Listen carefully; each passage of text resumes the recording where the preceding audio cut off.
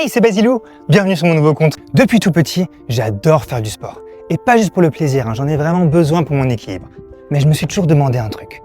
Et si j'avais essayé 15 ans de natation à bon niveau? J'ai arrêté avant de rentrer au pôle. En parallèle, je teste la lutte, le basket, le water-polo, mais sans accrocher. Par contre, j'accroche direct à l'athlétisme. D'ailleurs, je vais attaquer ma 17e saison. J'ai jamais vraiment essayé de faire carrière dans le sport, parce que c'est très compliqué d'en vivre.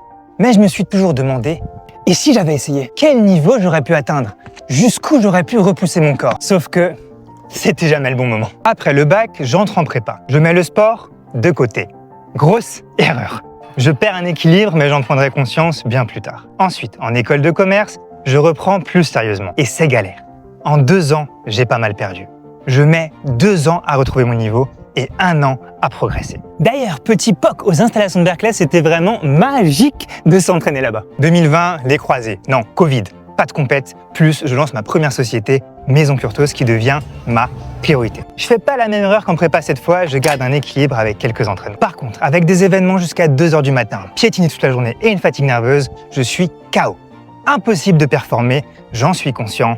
Et c'est pas le but. J'accélère un peu dans le temps. Tous les ans, je me fixe des petits challenges dans des aspects différents de ma vie. En 2024, c'était de m'entraîner comme un athlète de haut niveau en mettant en place plein d'optimisations. Le truc, c'est que j'ai vu tellement de bénéfices à long terme que cette question est revenue.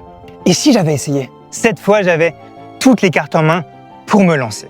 D'autant plus que j'arrive dans les dernières années où mon corps peut performer à son meilleur niveau. Alors j'ai décidé de prolonger ce challenge jusqu'en 2028 avec 2 gros objectifs. Le premier est de descendre sous les 52 secondes au 400 haies et le second est que si j'atteins 52 d'ici 2026, why not viser Los Angeles 2028?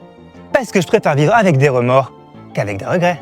Let's go! J'apprends tellement de choses pendant cette aventure que je trouve dommage de ne pas les partager. D'où ce nouveau compte où je vais partager mon quotidien de sportif à tous les niveaux, un peu en mode journal de bord avec les entraînements, la récupération, le sommeil, le mental, la nutrition. Ça fera vraiment un beau souvenir à regarder dans quelques années. Et pour être transparent, j'ai vraiment peur. Parce que j'aime pas perdre, mais j'ai peur de me planter.